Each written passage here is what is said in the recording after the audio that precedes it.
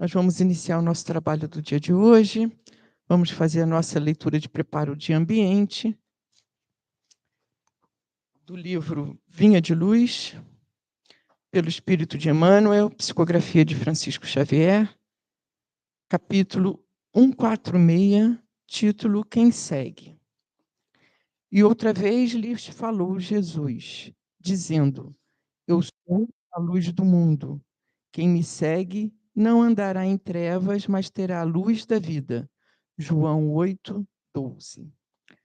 Há crentes que se não esquivam as imposições do culto exterior. Reclamam a genuflexão e o público trovejante de momento a momento. Preferem outros o comentário leviano acerca das atividades gerais da fé religiosa, confiando-se a querelas inúteis ou barateando os recursos divinos. A multidão dos seguidores desse tipo costuma declarar que as atitudes externas e as discussões doentias representam para ela sacrossanto dever. Contudo, tão logo surgem inesperados golpes do sofrimento ou da experiência na estrada vulgar, precipita-se em sombrio desespero, recolhendo-se em abismos sem esperança. Nessas horas cinzentas, os aprendizes sentem-se abandonados e oprimidos, mostrando a insuficiência interna. Muitos se fazem relaxados nas obrigações, afirmando-se desprotegidos de Jesus ou esquecidos do céu. Isso ocorre, porém, porque não ouviram a revelação divina qual se faz necessário. O Mestre não prometeu claridade à senda dos que apenas falam e creem. Assinou, no entanto, real compromisso de assistência contínua aos discípulos que o seguem. Nesse passo, é importante considerar que Jesus não se reporta a lâmpadas da natureza física, cujas irradiações ferem os olhos orgânicos. Assegurou a doação de luz da vida. Quem efetivamente se dispõe a acompanhá-lo não encontrará tempo a gastar com exames particularizados de nuvens negras e espessas, porque sentirá claridade eterna dentro de si mesmo. Quando fizeres, pois, o costumeiro balanço de tua fé, repara com a honestidade imparcial se está falando apenas do Cristo ou se procuras seguir-lhe os passos no caminho comum. Que assim seja, então, né? Graças a Deus. Faremos a nossa oração inicial, fechemos os nossos olhos, elevemos a nossa mente, vamos abrir nossos corações, agradecidos por estarmos aqui, mais uma vez, acolhidos nessa casa que nos acolhe sempre de braços abertos. Não importa se o dia está mais frio, se o dia está de céu azul, a gente está sempre aqui para fazer a nossa busca do sentido espiritual da nossa vida, aqui, como a mensagem diz, querendo então confirmar o nosso caminho com relação ao Cristo. Porque se nele cremos, se seguimos as suas orientações, nos momentos de nuvens sombrias, a gente se mantém de pé, a gente se mantém firme. O sofrimento é uma educação para o nosso espírito, onde nós devemos olhar para ele com coragem, com firmeza, com fé, e enfrentar e seguir em frente. Que assim seja e assim será, e agradecemos então o dia de hoje. Estamos aqui com a nossa irmã Islange de Souza, que veio do lado fraternal, né, dividir com a gente seu conhecimento, e que vai nos falar qual o propósito no sofrimento. A página sempre tem a ver, né, com o que a gente tem para ouvir, não é mesmo? Né? É o trabalho da espiritualidade sempre presente. Né? Bom dia para você, Elaine. Bom dia, irmãos. É uma alegria muito grande a gente estar aqui reunidos em nome de Deus, né? Para buscarmos nessa manhã fria o calor da fé. E como ela estava lendo o preparo de ambiente, eu pensei assim, meu Deus, como que tudo vai né, se encaixando, porque o tema hoje é qual o propósito no sofrimento, né? Não é o propósito do sofrimento, mas no sofrimento. O que que Deus espera da gente nas nossas dificuldades? Então, o propósito do sofrimento é um tema que atravessa a filosofia, a psicologia. A resposta muda bastante conforme o ponto de vista que escolhemos olhar, né? A filosofia fala das histórias, da caminhada, da sociedade e coloca o sofrimento, né? E a psicologia geralmente busca o nosso emocional, né? O porquê que a gente está sofrendo, as atitudes que nós tomamos.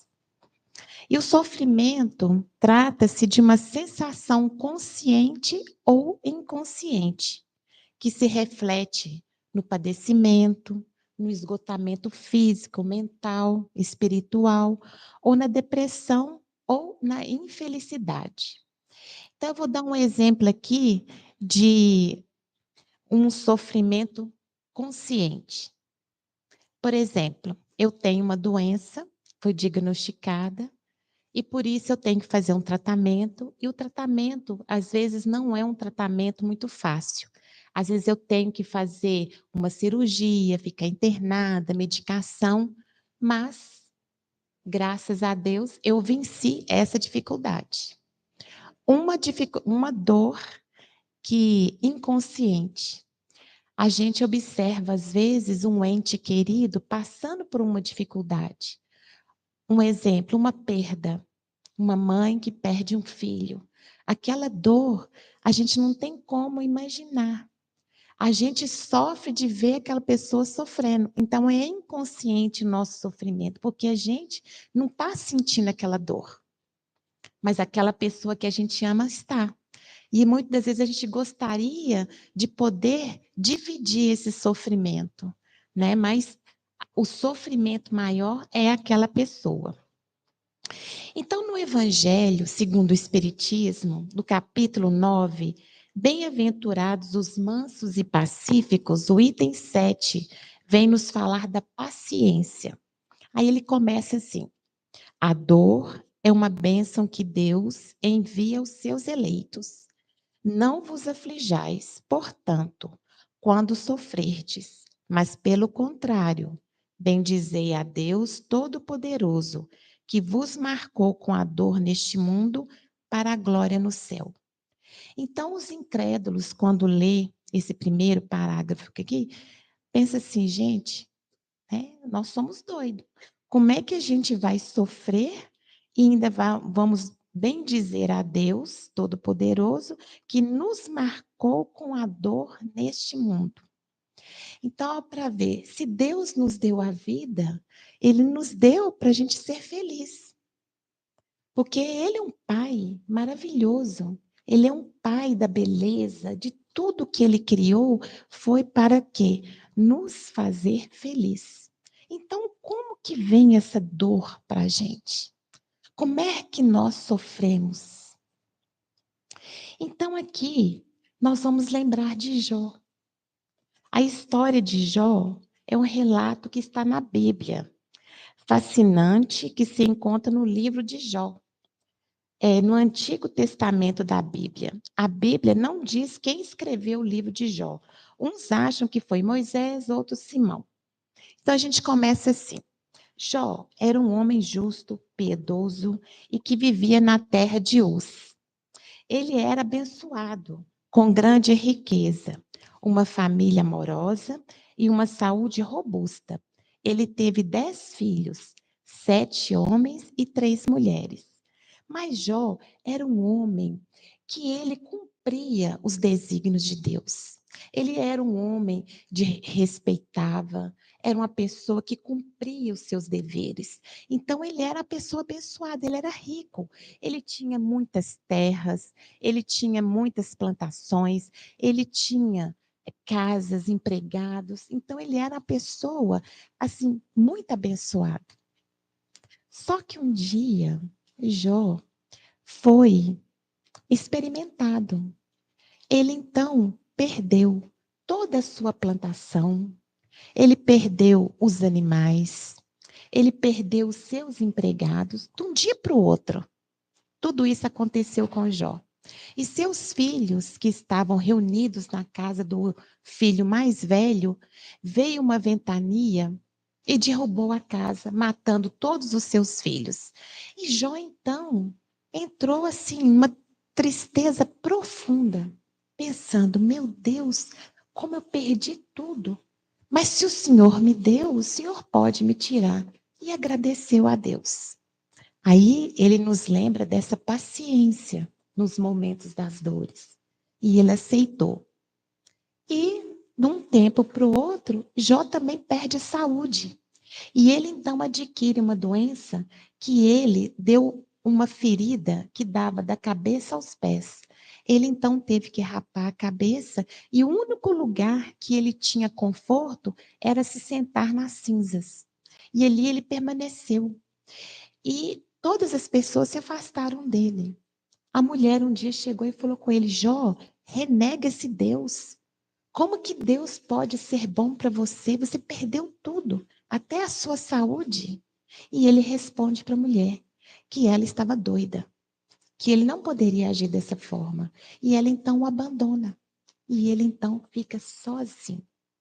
Passado um tempo, 3 amigos de Jó, sabendo do seu infortúnio, vai visitá-lo.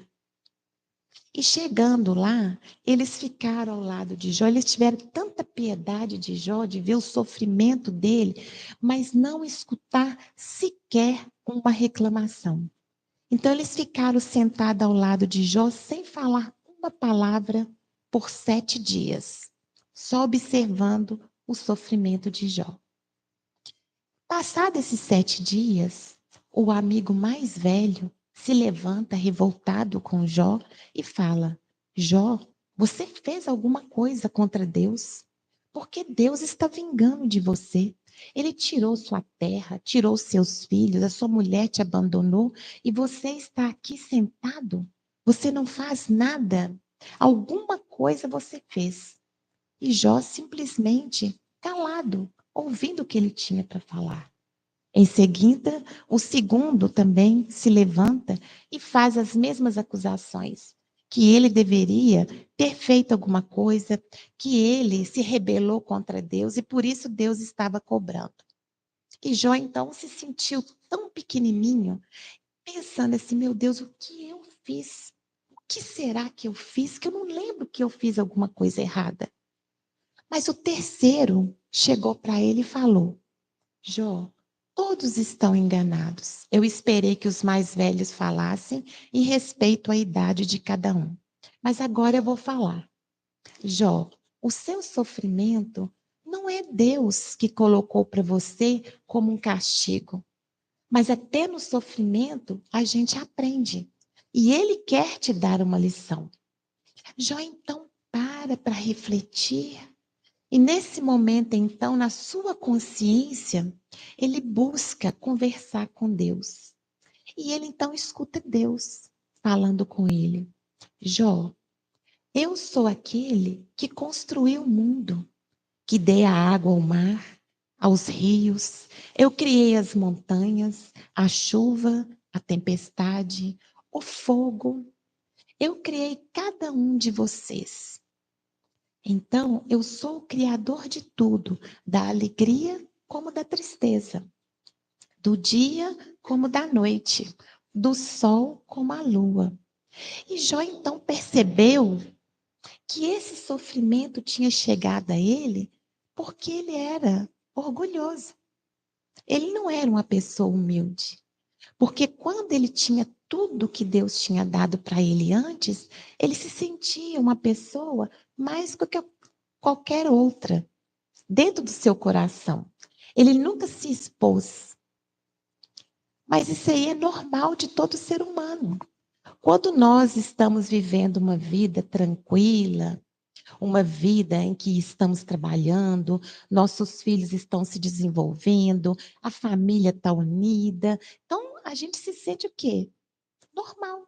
A gente acha que todo mundo está vivendo da mesma forma do que a gente.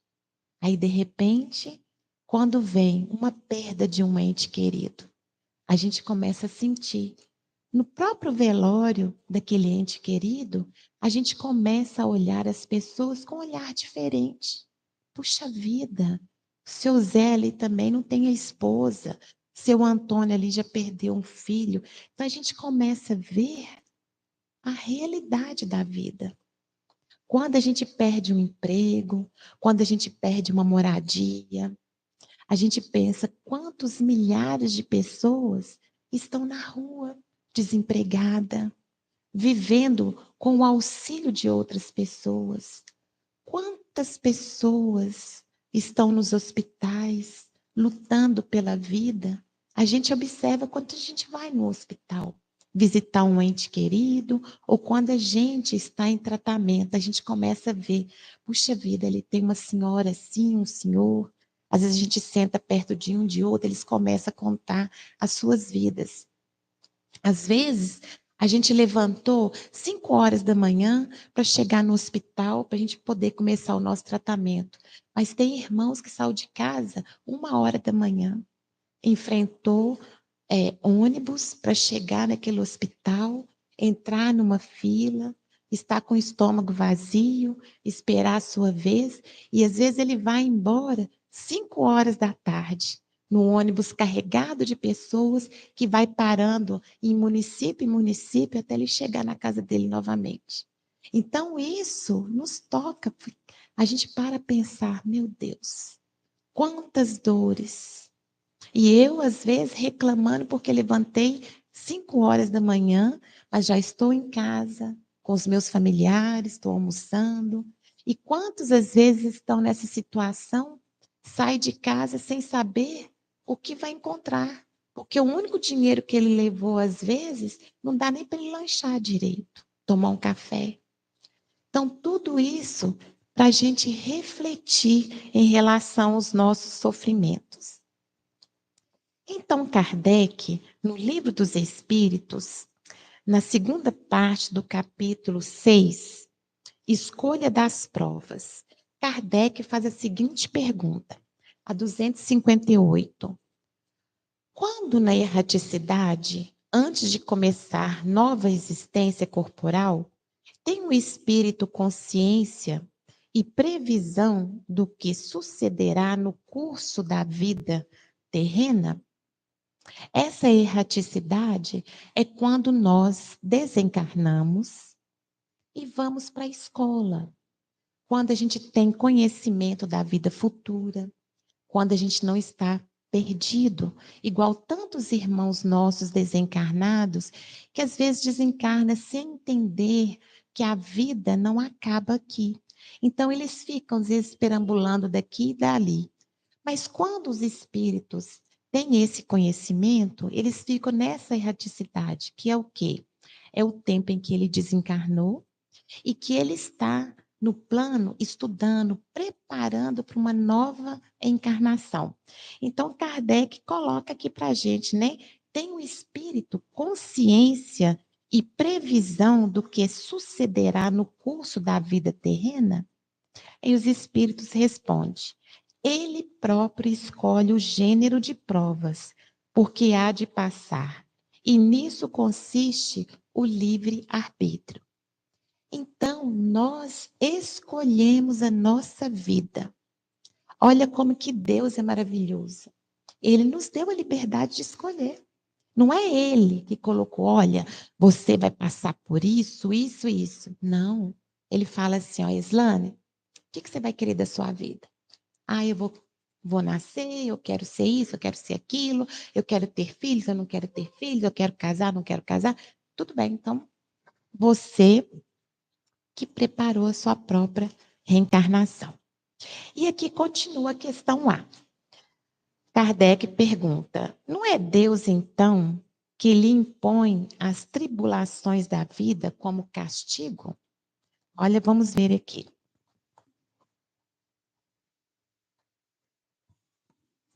Aí os espíritos respondem: nada ocorre sem a permissão de Deus. porquanto foi Deus quem estabeleceu todas as leis que regem o universo.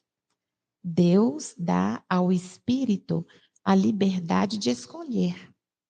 Passamos assim a ter a inteira responsabilidade de nossos atos e das consequências que estes tiverem. Então, olha a nossa responsabilidade. Ele nos dá, mas as consequências de estarmos agindo bem ou mal caberá a nós. Por isso que Jó sofria, porque ele escolheu a vida para ele, foi programada que ele passasse por isso, mas da mesma forma, ele também deveria passar pelo sofrimento. Mas a aceitação dele é que faz a diferença, né? Então aqui, a dor passa a ter sentido para todos nós. Por quê? Deus não colocou ela em nosso caminho como punição. Na época de Jó, eles achavam que Deus era punitivo. Tudo de ruim que acontecia, porque a gente tinha deixado de fazer alguma coisa, ou a gente tinha errado, a gente estava pagando por aquilo. E agora, a doutrina espírita trouxe para nós o seguinte: Deus não pune, não cobra a ninguém. Se estamos passando por uma situação difícil, se nós buscamos o silêncio da nossa consciência e a gente pensa, meu Deus, eu não falo mal de ninguém, eu não desejo mal a ninguém, eu não tenho ressentimentos no meu coração, eu ajudo as pessoas, eu tento dar o meu melhor. Então, essa prova que eu estou passando não está relacionada a essa vida que eu estou vivendo hoje. Ela está no meu passado. Alguma coisa que eu fiz de grave, que eu plantei, eu tive a liberdade de escolher.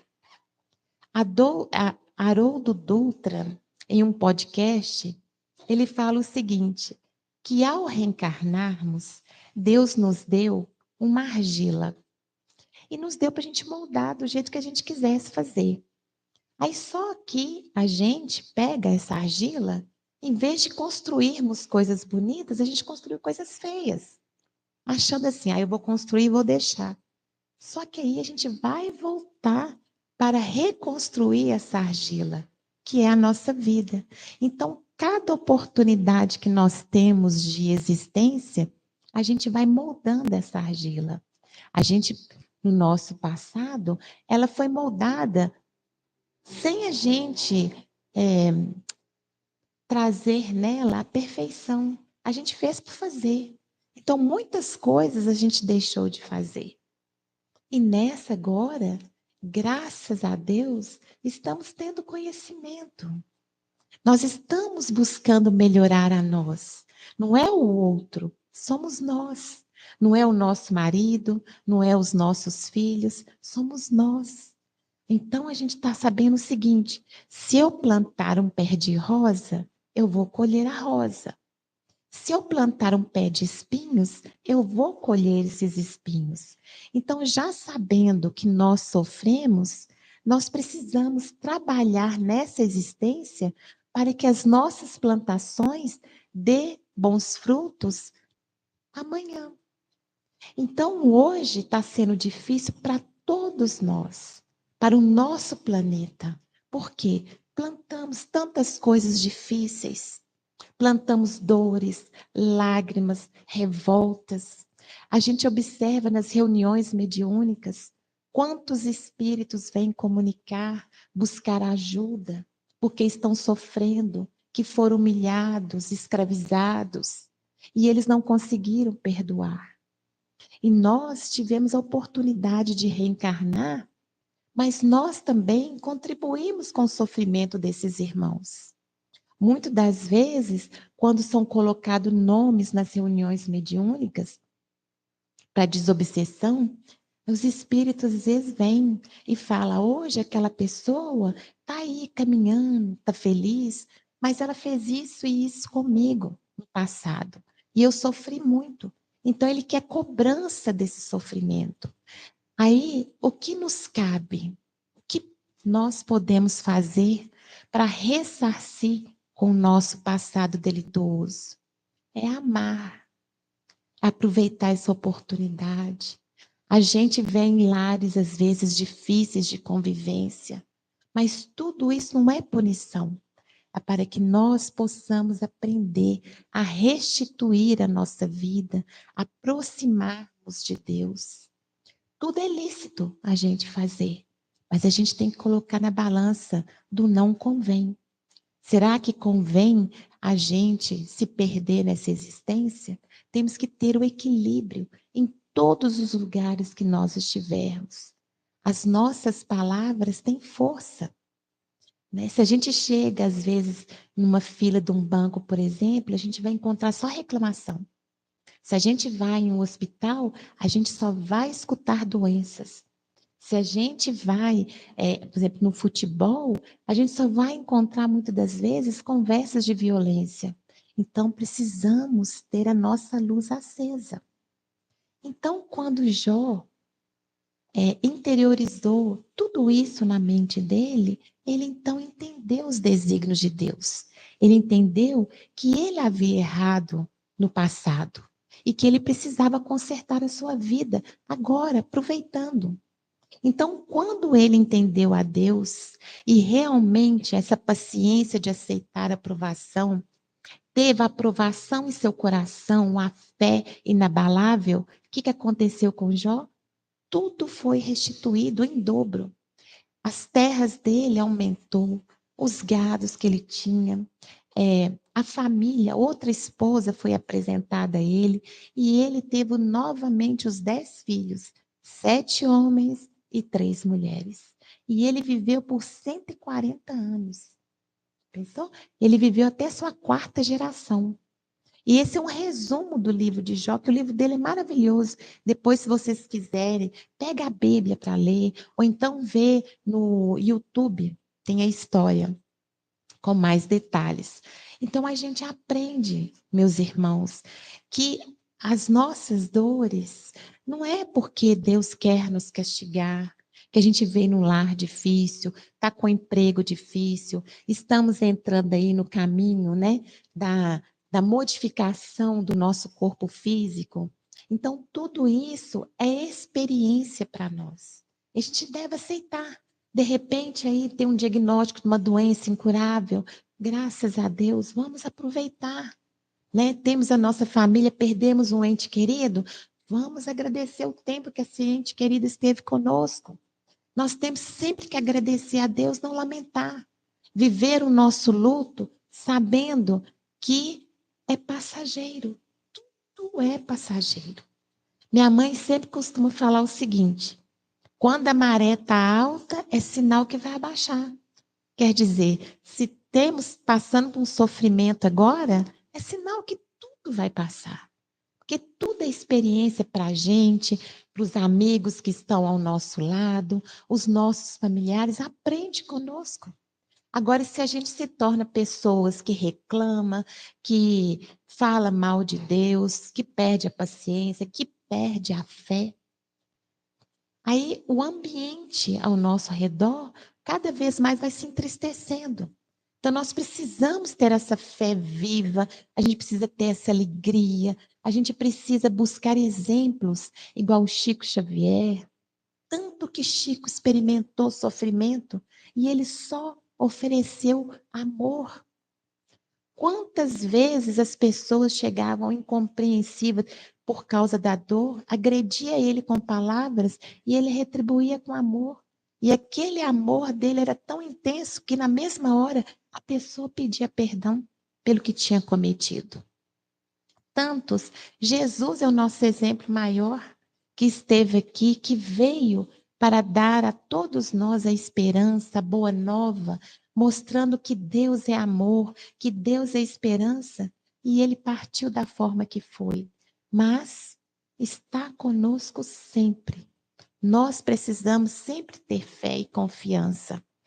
Então, aqui, no final do livro de Jó, a gente compreende o seguinte: nós, como seres humanos, né? Nós devemos chegar ao final da nossa jornada como um feixe de trigo, maduro, colhido no tempo certo. Olha que maravilha. Então, nós precisamos chegar no fim da nossa jornada, nessa existência, como esse trigo, esse feixe de trigo, maduro e colhido na época certa. O que quer dizer para nós?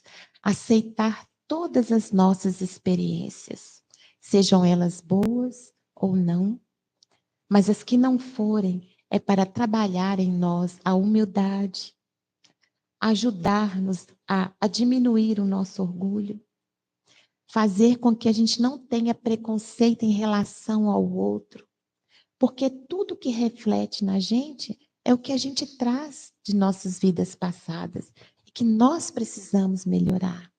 Para quando a gente deixar esse corpo de carne, a gente chegar lá assim, Senhor, eu dei o meu melhor. Nós precisamos ter fé e confiança em nós também. Porque Deus, como foi falado na leitura de preparo aqui, é um trabalho constante. Não adianta a gente cruzar os braços e não fazer nada. E quando a dor foi muito grande, meus irmãos, vamos buscar ajudar o próximo. Vamos olhar o próximo como nossos irmãos queridos. Vamos dar o que nós pudermos dar. Se nós pudermos dar dinheiro, se nós pudermos dar a cesta básica, se nós pudermos dar roupa, se nós não tivermos condição de dar isso, vamos abraçar, vamos dar a nossa palavra, o nosso tempo. Se nós sabemos fazer algum artesanato, que nós possamos procurar as casas igual aqui, vamos doar o nosso tempo, fazer roupa, se nós podemos fazer uma comida, se nós podemos fazer o que nós pudermos fazer, porque todo bem que nós fizermos será a nosso favor. Outro dia estava na internet uma senhora idosa que foi atravessar a rua, mas aí quando ela foi atravessar a rua, ela viu um mendigo deitado na rua bem cedinho, embrulhado com uma coberta fina, mas os pés estavam de fora, a cabeça de fora. Ela foi para atravessar. Quando ela viu, ela voltou delicadamente, ela agachou e foi cobrindo essa pessoa. Virou as costas e foi embora.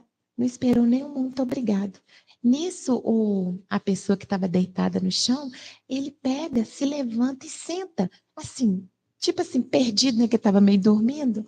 Então, mostra o que para a gente? Que a gente não precisa de agradecimento. Onde a gente passar, que a gente vê uma pessoa necessitada, a gente fazer a nossa parte. Porque Deus é assim conosco, Ele não espera que a gente ajoelhe e peça, Senhor, me ajude. Ele sabe da nossa necessidade. Ele só espera da gente a nossa aceitação. Então, nós precisamos ter os olhos de ver. Nós precisamos enxergar no outro a sua dificuldade. Tem tanta gente sofrendo, sem saber como resolver a sua situação. Às vezes, num abraço que você der, aquela pessoa já vai se sentir olhada, acarinhada. E ela vai se sentir força, vai ter fé. Naquele momento, ele vai lembrar de Deus. Então, ela vai ter coragem de caminhar. Às vezes, se a gente puder alimentar, porque é muito fácil, às vezes, a gente estar aqui sentado, falando de Deus, mas a gente tem casa, a gente tem alimento, a gente tem um aconchego da família, do amor dos filhos, do pai. E aqueles que nada têm? Então, se a gente chegar falando de Deus para eles, eles não vão acreditar. Eles vão olhar para a gente e falar assim: para você é fácil, você tem tudo e eu que não tenho nada. Então, esses, a revolta cresce. Então, a gente precisa se colocar no nível deles, olhar para eles e falar: irmão, o que eu posso te ajudar nesse momento? E fazer por ele o que ele precisar naquele momento. Não é a gente chegar e falar assim, eu posso te dar isso ou fazer aquilo. Não. É o que ele precisar. E assim, agindo dessa forma como irmãos, nós haveremos de vencer as nossas próprias batalhas. Sozinhos, ninguém está. Igual estamos aqui hoje, quantos desencarnados estão aqui conosco? Muitos vieram para ser auxiliados, mas muitos vieram para nos auxiliar. Essa casa mesmo está aqui de pé, no plano físico, no plano espiritual, para quê? Para nos dar a oportunidade de estarmos aqui. Nesse domingo frio, nós estamos aqui buscando o quê? A nossa cura. Que o que nós estamos fazendo aqui, não estamos fazendo para o filho, para o pai, para a mãe. Estamos fazendo para nós. É um momento que nós estamos aqui para refletir, olhar para dentro de nós e pensar: meu Deus, eu preciso melhorar nesse ponto, eu preciso melhorar naquele ponto, eu já melhorei isso, mas graças a Deus eu sei que o Senhor está com a gente. Eu estou aqui, meu coração está apertado porque eu tenho um ente querido, ou eu estou passando por uma dificuldade, mas eu sei que eu vou ser ajudado, porque eu estou fazendo a minha parte. Porque tudo aquilo que nós já conseguimos fazer é merecimento nosso, beleza. Mas o que nós ainda não conseguimos? Isso que a gente precisa trabalhar. Né? Às vezes ainda a gente tem ódio, às vezes a gente ainda tem facilidade de falar dos outros, de apontar os defeitos. Então, tudo isso precisa ser corrigido. O que nós já conseguimos, tudo bem. Foi mérito de outras vidas. Mas a cada existência nós necessitamos melhorar. Então, meus irmãos, o sofrimento está nisso. São as escolhas que nós fazemos. Hoje, nesse momento, nós estamos felizes, porque escolhemos estar nessa casa, escolhemos falar de Deus, escolhemos parar os nossos pensamentos e pensar na grandeza do nosso Pai. Nós escolhemos para nós, por isso estamos felizes.